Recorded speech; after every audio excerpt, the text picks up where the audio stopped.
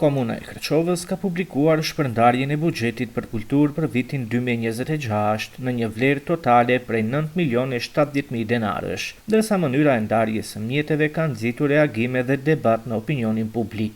Sipas të dhënave, 7.540.000 denar, apo 83.13% e buxhetit kulturor, janë ndarë për projekte maqedonase. Brenda kësaj shume, 1.800.000 denar janë ndarë për festën e vitit të ri, pa u dhënë më shumë detaje lidhur me mënyrën e shpenzimit të këtyre mjeteve.